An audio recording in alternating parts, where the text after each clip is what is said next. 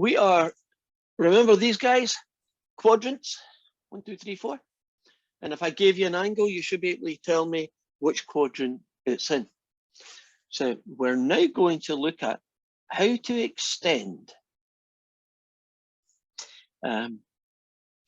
sine, cosine, and tangents to angles in all 4 quadrants.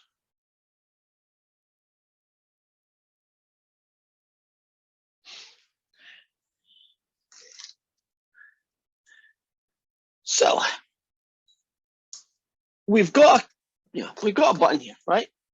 Sine, cosine, tangent. And right now, whenever we wanted to find the sine of 22 degrees or 89 degrees or whatever it was, we would use this. But right now, we've been dealing with quite a restricted world, haven't we? Been dealing with a right angle triangle world that looked like that. Now, if you are going to have an angle in a right angle triangle, doesn't that mean that theta can only be between 0 and 90? Right? Because after 90, the triangle doesn't exist. And we want to extend this idea of sines, cosines, and tangents, but we can't use opposite, adjacent, and hypotenuse anymore. We have to choose a different approach for angles that are in the other 3 quadrants. So let me show you how we're going to do that. There's the x-axis, and here is the other angle. And I may have to do it a little bit more. There we go. And you make both arms work so you get a little right angle triangle, right? So that's very similar to this. And the angle that we're talking about is theta, right? This angle that it makes. And this guy is in the first quadrant. What we're going to do that's different is, do you see that point there? Oops, turn my little arrow up. I'm going to call it x comma y. Remember, general point in 3D space is called x comma y. Now, won't that distance there be y? And won't this distance here be x? And this guy that would be the hypotenuse, I'm going to call him r. So we're not going to have opposite, adjacent, and hypotenuse anymore. What we're going to have instead is x, y, and r. Okay? Now, the sine of theta, the cosine of theta, and the tangent of theta, if you use this coordinate to do it, here it goes. If you were getting the sine, wouldn't it be opposite over hypotenuse? Won't that now be y over r? What would the cosine be using x, y's, and r's? What would the cosine of this angle be? X over r. And what would the tangent of this be? Y over x. Okay, so it's not opposite, adjacent, hypotenuse, but isn't it very similar, especially in the first quadrant? Couldn't you switch the names and it wouldn't make any difference? We have cosecant, secant, and cotangent, because we want all 6 of them, at least right now I do. If the sine is called y over r, what fraction will the cosecant be called? R over y. Right, you just turn them upside down. And you turn this upside down, and you turn this guy upside down. Do you see that we now have a new formula for all 6 trig ratios, but they don't use opposite, adjacent, and hypotenuse? And you might say, well, how can that be helpful? Well, let me show you an angle that's in the second quadrant. And it's going to look like that. And I'm going to make that distance r, and want this angle here, and that guy going along there. Can you see that my angle theta is definitely in the second quadrant? It's definitely bigger than 90. Would you agree? And take that point there and it'll have an XY coordinate. Agreed? And the sine, the cosine, and the tangent, and the secant, and the cosecant, and the cotangent can all be found by just knowing the XY coordinate of the second arm. When you always start on the x-axis and then your angle goes there. So if I told you, just for argument's sake, that this guy was -4, 3, right? So I told you that that point there had coordinates -4, 3, then x is -4, right? Y is 3. I still need to know what r is. How would you find the length of r in this situation? How would we do it? Pythagorean. Pythagorean. I'll just cut some corners. You can check it later, but it actually happens to be 3 squared plus -4 squared equals 25. Square root of 25 is 5. So r is always positive. So let me emphasize that. It's always positive. But can't the x and y coordinates be plus and negative depending on where you happen to be doing your second angle? Now this guy is in the second quadrant. So suppose I wanted to know what the sine of theta is. It's the y coordinate divided by r.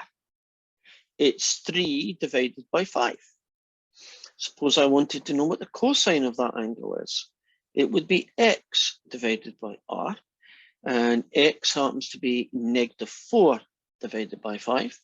And if I wanted to know the tangent of this angle, it would be y coordinate divided by the x. It would be eventually -3/4. And for completeness sake, the cosecant is 5/3. The secant is -5/4. And the cotangent is -4/3. Are we comfortable then that if I just tell you the coordinates of the second point and then I use Pythagoras to find this length, can't we find all 6 trig functions for any angle, even ones in the second, third, or fourth quadrant? Does that make sense? Now, I skipped a line there, so let's not do it. Remember I went and said, how do you find r? And I just told you it was 5. So it would be a squared plus b squared equals c squared. Wouldn't that be the way you do it with Pythagoras? In our case, it's just going to be x squared plus y squared equals r squared. And x is the number -4. Y is the number 3.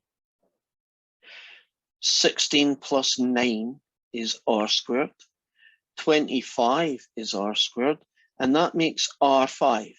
And it's only 5 because it's always positive. R represents the length of a line. And because that's a physical distance, isn't it positive?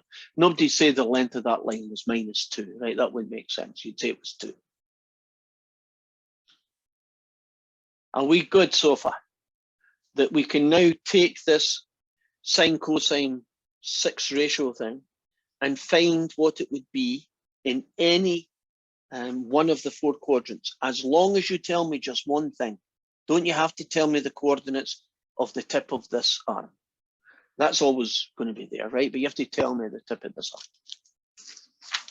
Okay, I'm going to give you one to try out. Try and get as much of this done as you can. And I will do it with you. In this case, I'm going to pick one in the 3rd quadrant. So there's my starting arm. And then I'll go down here. And so the angle theta is technically going to be that. And I'm going to tell you the coordinates of this point here. And it's going to be -2, -2. That's all the information I'm giving you. Find as many of the 6 trig ratios as you can. You've got 2 minutes starting from now.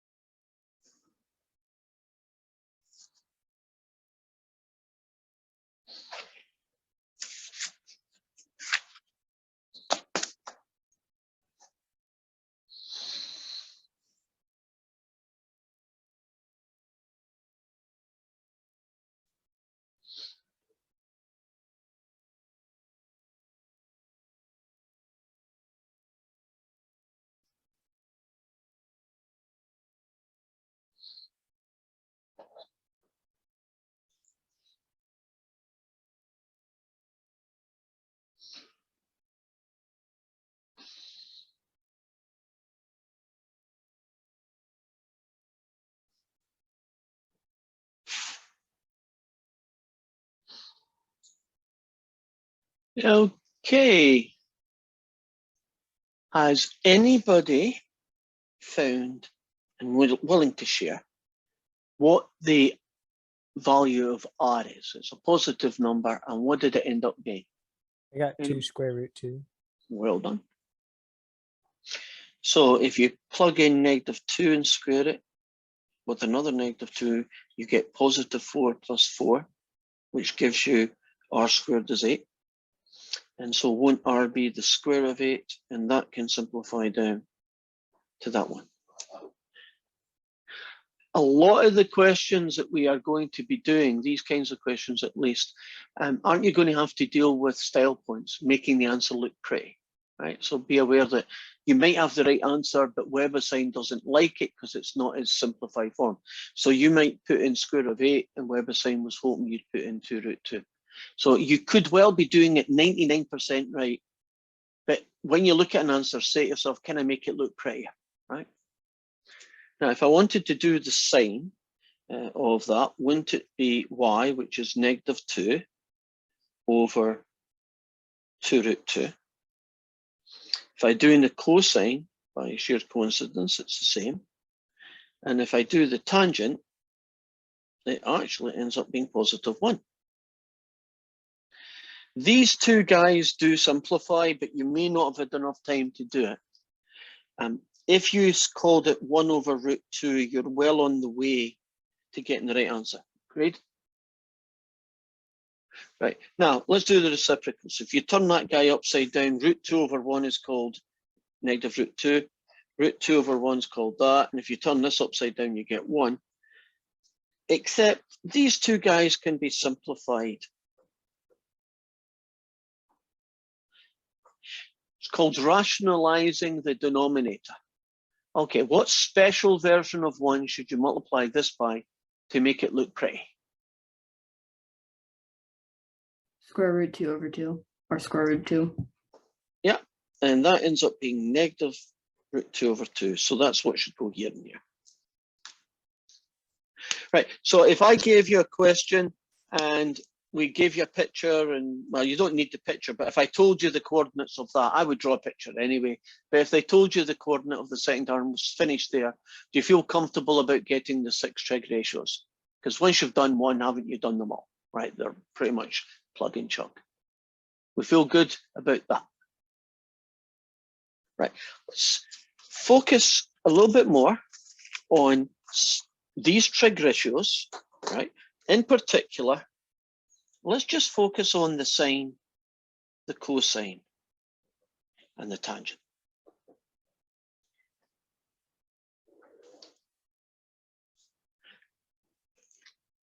And since I got the formula here, I can actually use that to help us.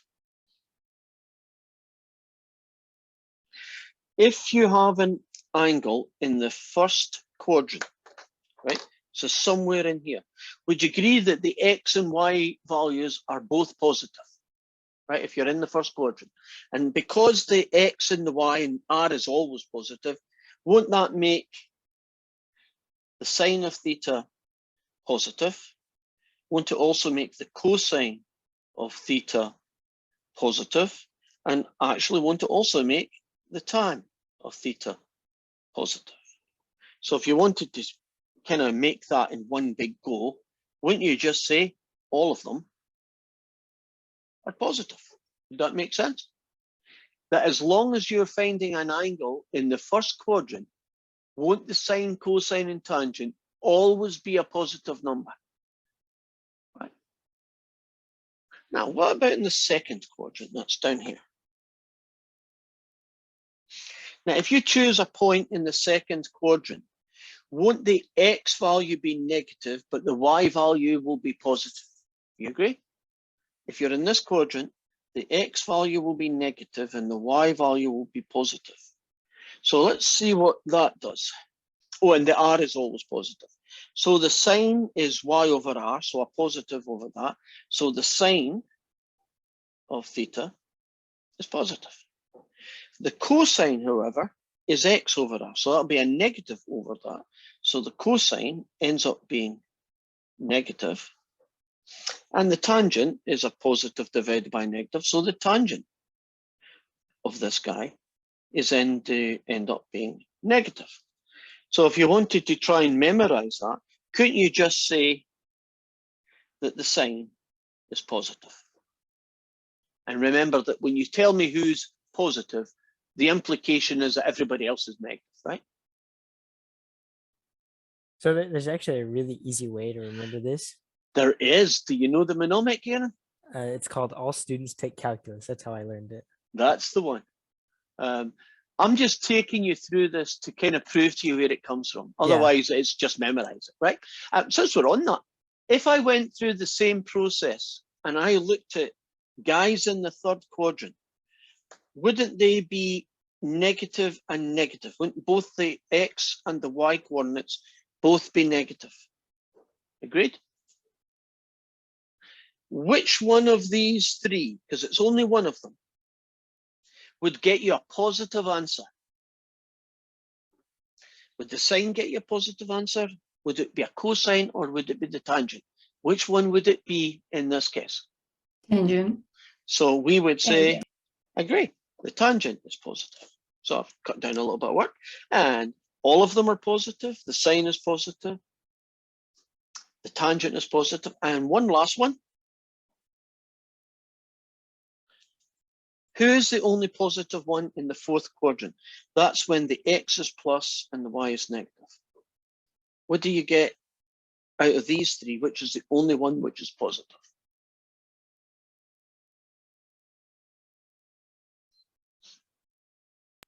Is it cosine? It is. You can check out there. So the cosine is positive. And this is abbreviated as all sine, tan, cos, which evidently some of you have seen that. And all students take cancer. No, I'll say that again. All students take calculus. That's much better. But the one I was thinking of, because I've heard this one as well, all smokers take cancer.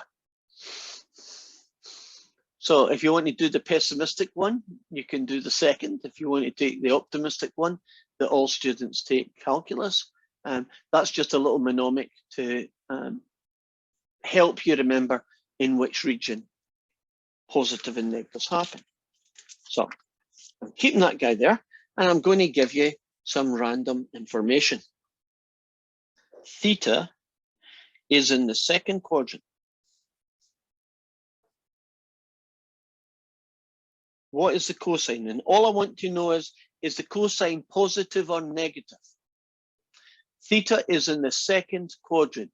What will the cosine of theta be? Positive or negative? Negative. Okay, let's check it out. In the second quadrant, we're here. Isn't the sine the only positive one? So implication the other two are negative. So you are right, it's negative. Theta is 300 degrees. What will the tangent of theta be equal to? Positive or negative? Negative? Okay. Agree? Isn't 300 in the fourth quadrant? And in the fourth quadrant, only the cosine is positive. But one more of these guys. Theta is 191 degrees. What is the tangent of theta again? 191 degrees. Positive. Okay. Which quadrant is 191, Jason? 3. And bingo, right? Positive.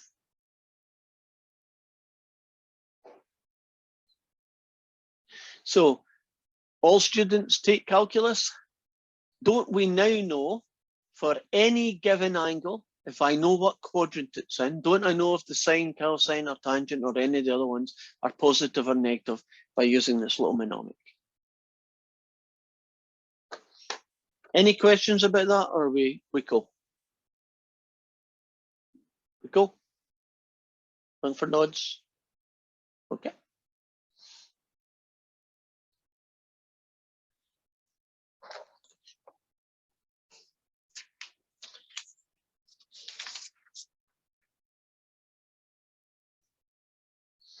I know today is going to be a lot of notes, but it's kind of important. I'm going to introduce you to a guy that is very helpful for finding the 6 trig ratios of any angle, as long as they are standard angles.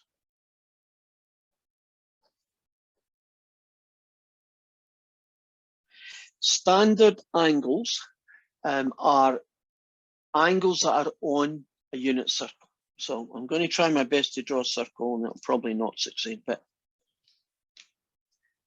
that's not bad for me, right? Now, there's going to be a guy there, going to be a guy there, going to be a guy there, going to be a guy there, there's going to be a guy there, a guy there. What I'm going to do is put the coordinates of all these points on the unit circle. You can see there's quite a lot of them. It's called a unit circle because its radius is 1.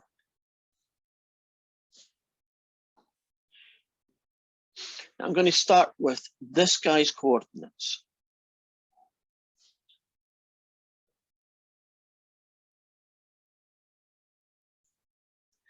Then this guy's coordinates. And then finally this guy's coordinates.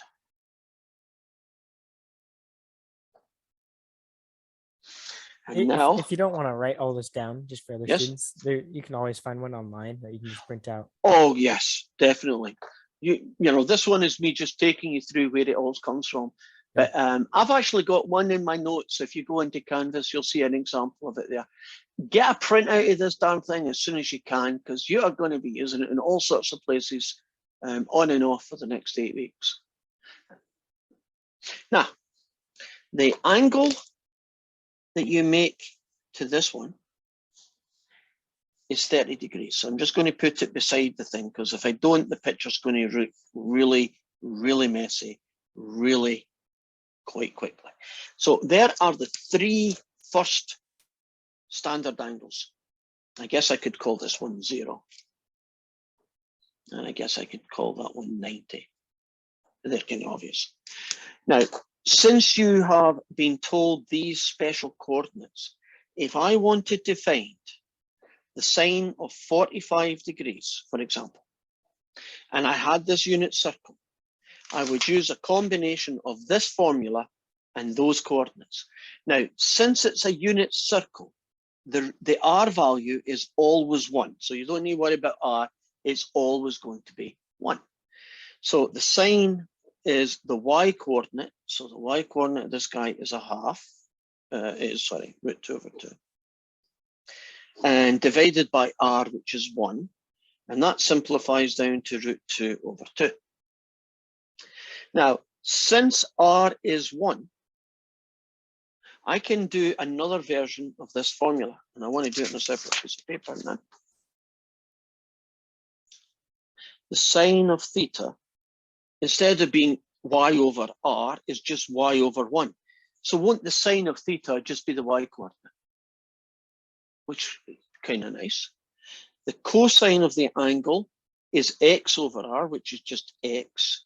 And the tangent of that angle would be y over x. So you can have a kind of special version of this equation here. All I'm doing is replacing the radius by the number 1. So suppose I wanted to know the cosine of 60 degrees. Isn't the cosine the x coordinate of the point? So you find the 60 degree one and you find out its x coordinate is a half. So the cosine of 60 is a half. If I wanted to know the tangent of 45 degrees, then it would be the y coordinate divided by the x, which is that ugly guy divided by the same ugly guy. So the answer would be 1. So if you have all these coordinates, can't you find the sine of the angle by writing down what the y coordinate is, finding the cosine of the angle by writing down the x coordinate, and then dividing those two guys to get the tangent? And if I wanted to do the others, wouldn't I just turn the answer upside down? Right, reciprocals. So we need to, just for completeness sake, I need to fill in the rest of these guys. If you've got a bad memory, or you lose your unit circle, or you just want to memorize this, because see, if you memorize it, your questions go a lot quicker than if you have to keep looking back and forward. I should be able to find the coordinates of this guy, and this guy. This one is directly across from that. So if this is a half root 3 upon 2, won't this just be negative half root 3 upon 2? And this one, I guess I should give myself more room, is that fella. And this one here is negative root 3 upon 2, a half. A little bit more room this time. And a little bit more room this time. If you do these guys, won't they have the same numbers, but everybody is negative? And if you do this one, won't the first guy be positive? So for instance, this one here would be root 3 upon 2, but the y will be negative. And this will be root 2 over 2, but the y will be negative. And this one here will be 1/2, but the y coordinate will be negative. And there's a whole big load of these guys. I guess I should write these down to get them all finished. And this one will be negative root 3 upon 2, negative 1/2. This one will be negative root 2 upon 2, negative root 2 upon 2. And this last one will be from here. So that will be negative 1/2, negative root 3 upon 2. And that is our unit circle. And I know that's a really ugly one, but hopefully you can now answer the following standard angles. Let's suppose I wanted to know the cosine of 120 degrees. Well, what I would do is I'd go to my unit circle and I'd find where 120 degrees is. So this guy is 120, this guy is 135, and this guy is 150. And this guy here is 210, this guy here is 225, and this last one is, what will that be, 270, 240. And this guy will be 300, this guy here will be 315, and this last guy here will be 330 degrees. So I should have done that before I asked the question. So if you want to find out what the cosine of 120 degrees is, don't you just write down what the x coordinate of that point would look like? So if I look at 120 degrees, which is here, can you see the x coordinate is negative 1/2? Right. What would the sine of 300 degrees be? If you can read my scroll, what would the sine of 300 degrees be?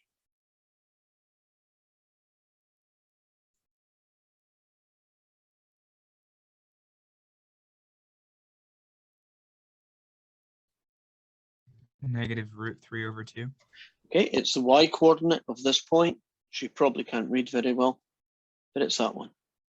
Let's do a check on that, just out of curiosity. Make sure I'm in degrees, which I now am. And the cosine of 120 should be negative 1/2. Cosine of 120. Yep, would you agree that's negative 0.5? And the sine of 300 should be negative root 3 upon 2. That's not what I'm going to see, but that's what it's equal to. And if I wanted to check, there is negative square root of 3 divided by 2. You see it works? So we have now at our fingertips a rather big, ugly circle called the unit circle. If you go online or you check my notes, you can get a nice, big, clear version of that that's easy to read. And that means we can find sine, cosines, and tangents of any angle in the unit circle, any standard angle, as they are called. Are we good with that?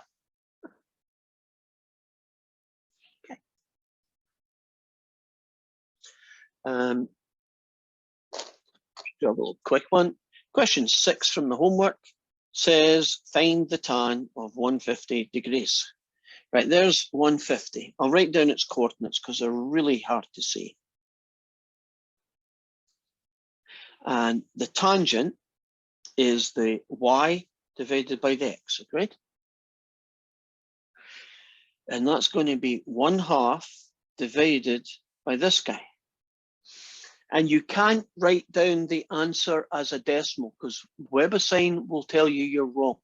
You have to write down these answers as exact values. So if ever I have a fraction with 2 fractions on it, like I have here, one of the tricks you can do is multiply by a special version of 1. And I'm going to use 2. 2 times 1/2 gets me 1. And 2 times that ugly guy gets me that. Would you agree that's a lot nicer looking than it was a minute ago? Agreed? Now, I guess I could put the negative there because that's fine. I think WebAssign will probably accept that, but let's take it to its ultimate. Couldn't you rationalize the denominator? And that answer is much nicer. And WebAssign will take that answer down.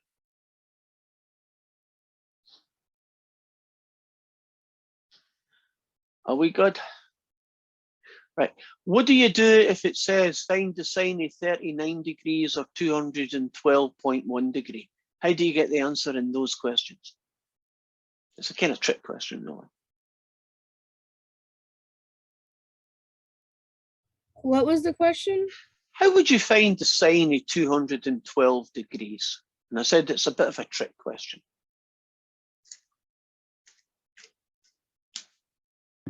Use your calculator. Exactly. Because this only works for those angles, right? It doesn't work for anybody else, right? You can't use this circle to do 32 degrees or anything else. So you basically, you hit your calculator and you'll get a big ugly decimal. If the question did that, wouldn't it say to 2 decimal places or something to give you a clue that you had to do that? So if the question does not mention to 2 decimal places or anything like that, you have to assume that they want this kind of answer, right? An exact answer, not a decimal.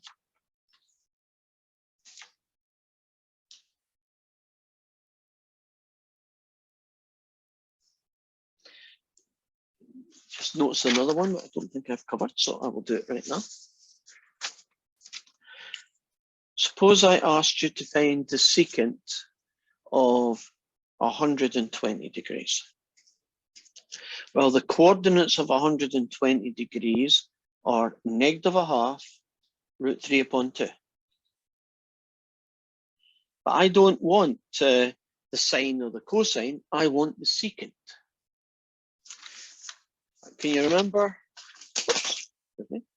that the cosine is this? But doesn't that make the secant the reciprocal of it? And so that's my x coordinate. So what I want is the reciprocal of the x coordinate. And that one turns upside down really nicely, doesn't it? And you get -2. And here's one more that I haven't done yet. Couldn't you be asked the question, not in degrees, but radians?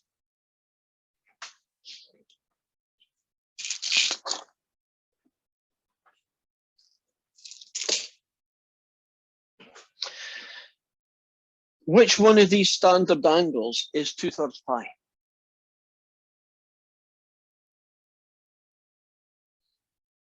Week 1 work. 2/3 pi. Which guy is he in degrees? 120. Thank you. So we are really being asked that guy. Oh, wait a minute, I've already got the numbers in front of me. Wouldn't that just be 9/2 and we're finished?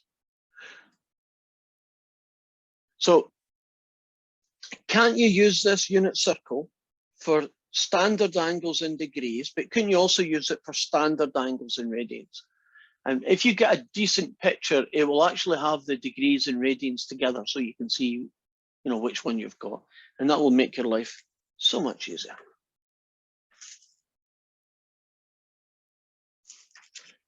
And now I'm going to go back to all sine tan cos if I can find it. And I'm going to give you a different puzzle. There we go. Keep that handy. I like puzzles. Here's my puzzle. The sine of theta is positive, and the cosine of theta is negative. And my question is, which quadrant is theta in? The sine of theta is positive. That'd be quadrant 2. Well, let's check it out. Would you agree in quadrant 2, the sine is positive, and at the same time, isn't the cosine negative? Okay. The tangent of theta is negative, and the sine of theta is negative. What quadrant is the angle in this time?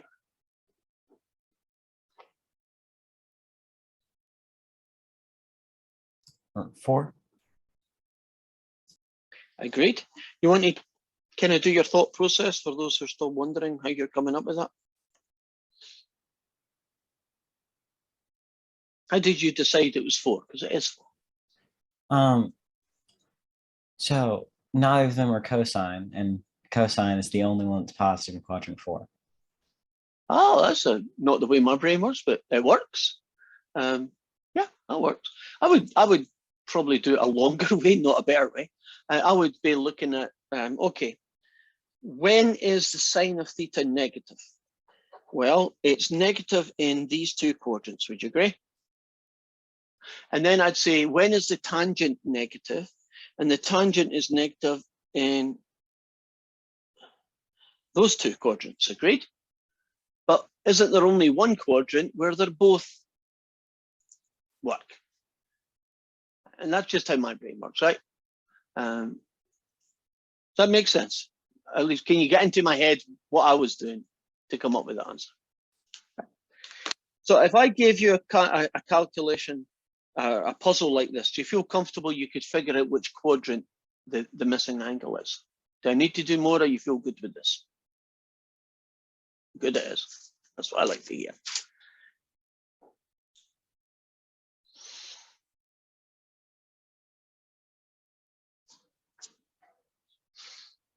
Okay. Put that way. Put that way. We are now going to enter some weird algebra with trigs. They're sometimes called trig identities. If you've ever done trig, say in high school, you probably cringe when you hear the term trig identities, because they are typically messy and ugly, and they don't work the same way that normal algebra works, right? So I'm going to tell you the connection between sine and cosine. Sine squared theta plus cos squared theta is always 1. It doesn't matter what angle theta is. If you find the sine of it and square it, and you add the cosine and you square it, it's always 1. And it's provable using Pythagoras, but we just assume it's true because I told you, right? And now, less useful, but occasionally you need to know this. Do you know that you can get the tangent by taking the sine and dividing it by the cosine? So for any angle in the universe, the tangent is the same thing as the sine of the angle divided by the cosine. And you could go back to that unit circle and try out a couple of examples just to convince yourself. But well, we just assume that they are true because I'm telling you, right? They work. So what we're going to do is we are going to be looking at how to write some of the other trig identities, in particular, cosecants, secants, and cotangents. And we want to find out how to write those guys down, right? only in terms of sine or cosine, right? We're not allowed to use anything else. Okay, so if I start with sine squared theta plus cos squared theta equals 1, if I rearrange that guy, would you agree that if you subtract cos squared from both sides, you get that? So far, so good. Now, if you take the square root of both sides, don't you now get this really ugly expression? But when you take a square root, don't you get a plus and a minus? Depends on which angle, which quadrant it's in. Now, if I go the same process, can you just trust me, because I don't want to have to do it all from scratch again, that cosine theta can sometimes be written as that. Okay, so I've taken this identity and I've rearranged it to get these two new ones, right? And these guys are going to be the ones we use a lot. So here is the story. They want us to write the cotangent of theta in terms of only sine theta, and that theta is in the second quadrant. Okay, that's going to be important. Now, cotangent of theta. I know what the tangent is, right? It's this guy. What is the cotangent using sines and cosines?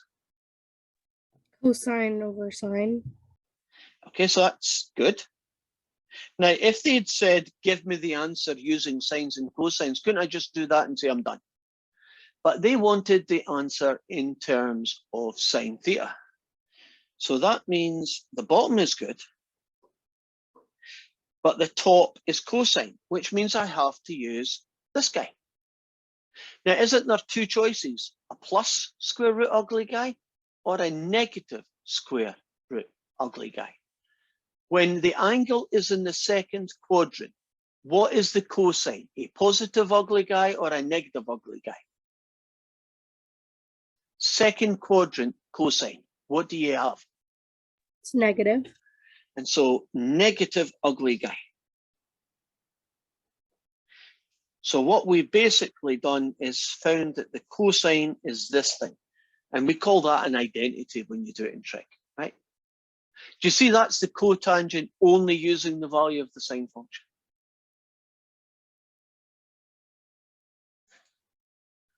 Are we happy? Yes. How do you know that cotangent is equal to cosine over sine? Oh, let's show you that one.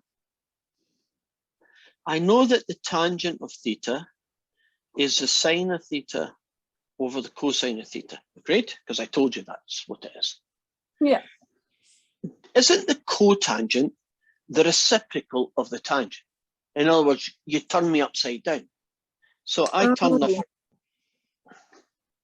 Okay, I see. And then after that, oh, okay, I get it after that. Thank you. We're good? Right.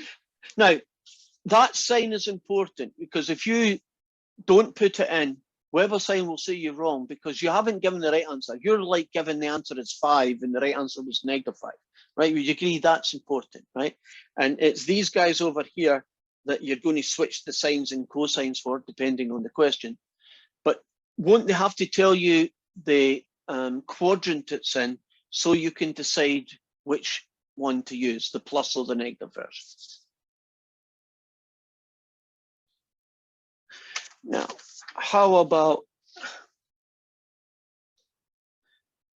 the tangent of theta in terms of the cosine of theta, and it's in the third quadrant?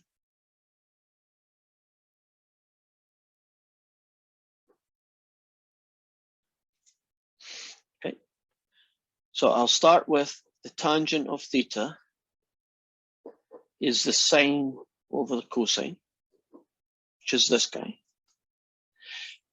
I want it to be in cosine, so I can leave the bottom as a cosine. But I need to change the sine into a version using cosine, so I'm using this guy, right? The ugly square root again. When theta is in the third quadrant, what is the sign, positive or negative?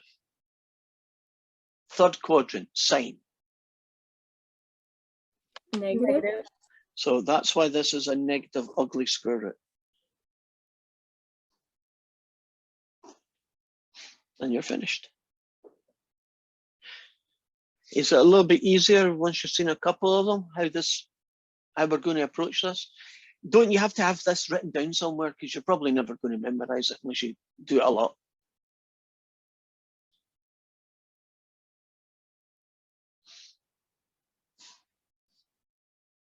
If this is good, do you want me to do another one, or are we good on this particular kind of question? Can we do one more? Sure. Let's do a cosecant theta, just to be different, right? And it needs to be in terms. It's always going to be in terms of sine or cosine.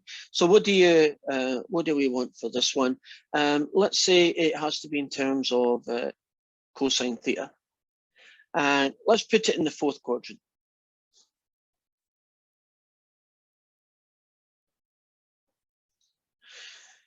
So I have the cosecant of theta.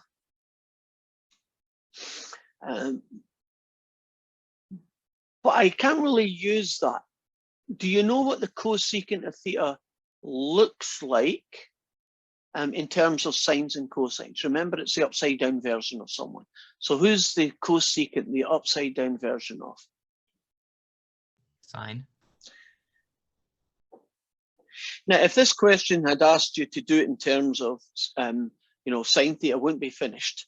But you know they're not going to do that. So I'm going to have to use this fella, right? Because it uses cosines. And it has to be a plus or a minus. So in which quadrant is theta? Let's rephrase that. In the fourth quadrant, what is the cosine of theta? Positive or negative? Negative. All sine, tan, cos, are you sure? In the fourth quadrant, what's the cosine? Agreed? Positive? Yes. Yeah.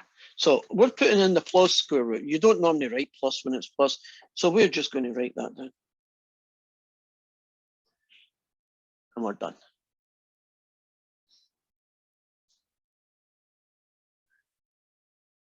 So far, so good.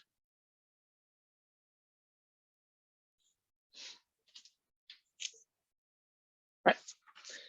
Next thing we're going to do is find the exact value of all 6 trig ratios when only given one of them.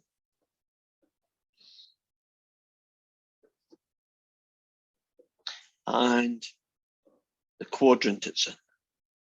So, and the quadrant that theta is in. Right. Now, have I got that guy handy? Probably not. We're not going to use unit circles anymore. We're back to the more general version, right? The ones with X, Y's, and R's in it. Remember that guy? I'm trying to find a piece of paper where all of them are in it. If not, I'll just have to write it down quickly. Okay, can't find it. Right.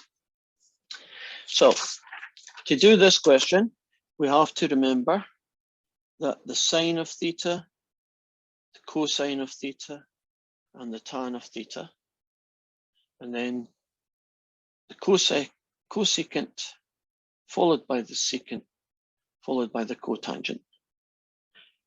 And we're going to be using, remember the one that had the R as well as the X and the Y, right? We're going to be using that one.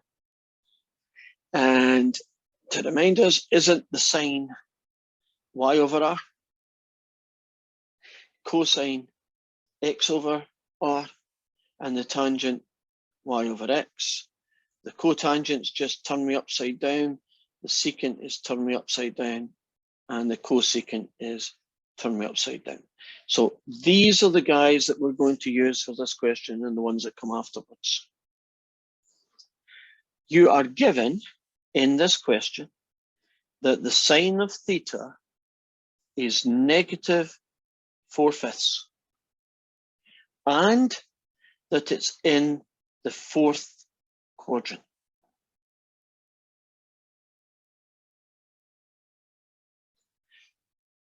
Now, if this is a sine, which it clearly is, right, then won't that be the y coordinate and won't that be r? Would you agree? Okay. Now, I'm going to draw, because I'm a visual kind of person, and I'm going to try and imagine what that looks like.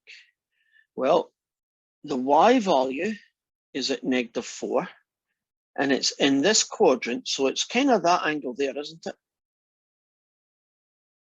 And I know that the r value is 5. So right now, I know that y is the number -4, and that r equals 5. And before I do any of those questions, the first thing I need to do is find out who x is, right? And I'm going to use Pythagoras. And then I have to do a little tweak. So here goes. According to Pythagoras, the x coordinate squared plus the y coordinate squared is equal to the radius squared. And so this is going to be x squared plus -4 squared equals 5 squared. This is going to be x squared plus 16 equals 25. That becomes x squared is 9. And be really careful here. X could be positive or it could be negative, right? Because when you take the square root of 9, it could be positive and negative. And because it's an x or a y coordinate, that's doable. Won't r always be positive, right? Because it's a distance. But x and y won't be. Looking at where I've drawn this picture, right? In the fourth quadrant, is the x going to be positive 3 or is it going to be -3? Positive. Agreed. So this guy is 3, -4. Do you know, whether you do the picture or not, don't you have to know whether this missing number is positive or negative, right? If the missing number in a different story happens to be r, don't worry about it. The answer is positive, right? It's going to be positive, it is positive, right? But these two we have to be aware of. Now, once you've done that, you've kind of done the hard stuff. I'm confused for a second. Yes. How did you know that it's +3 again? Because it's in the fourth quadrant, and in the fourth quadrant, aren't all the x values positive? Yeah, that's right. Okay. That's how it did. Now, since we got all these numbers, the next bit is pretty straightforward. There's the sine, then the cosine, and then the tangent. And then over here, I'll do the cosecant, the secant, and the cotangent.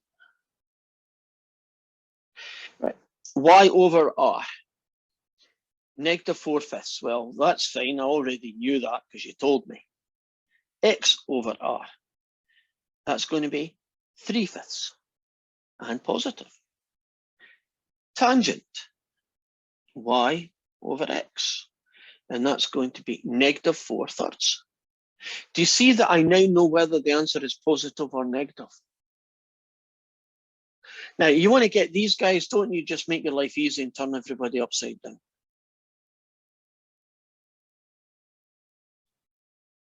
That makes sense. You just turn the last 3 upside down.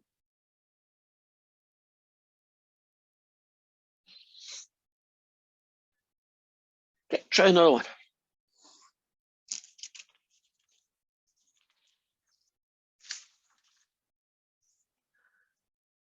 Let's suppose I tell you that the tangent of theta is 5/12. And that theta is in the third quadrant. Now, if the angle is in the third quadrant,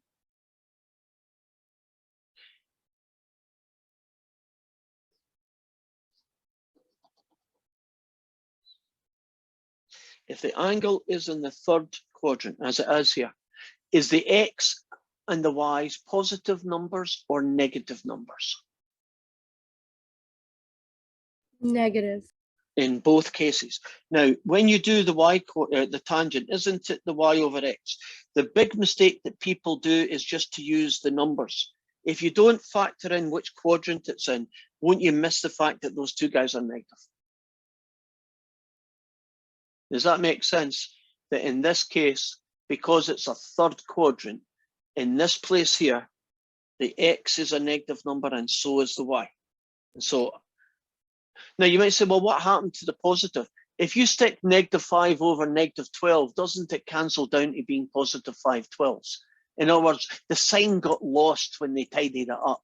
Does that make sense? That you kind of lost that it came from two negatives being divided.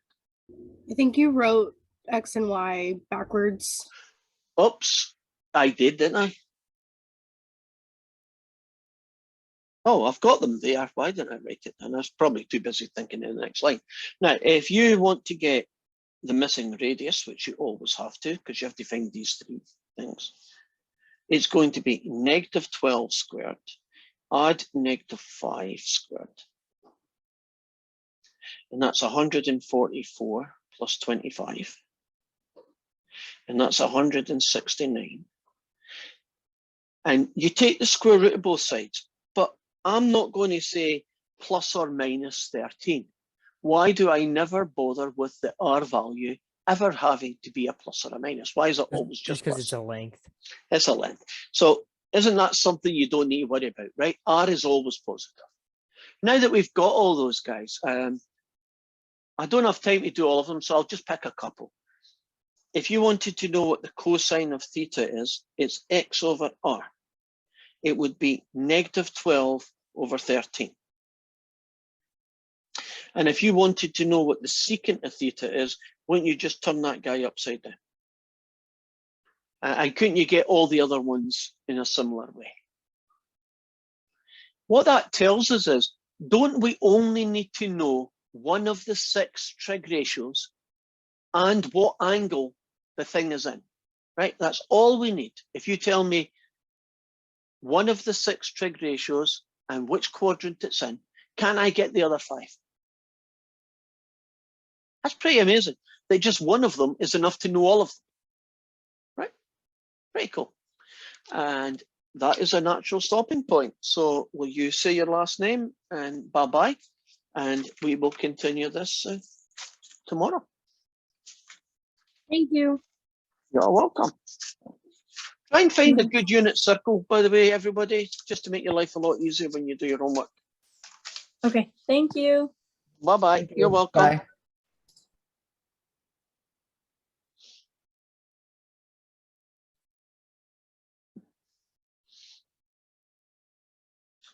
Lauren or Jacob, do you have a question, or are we good to go?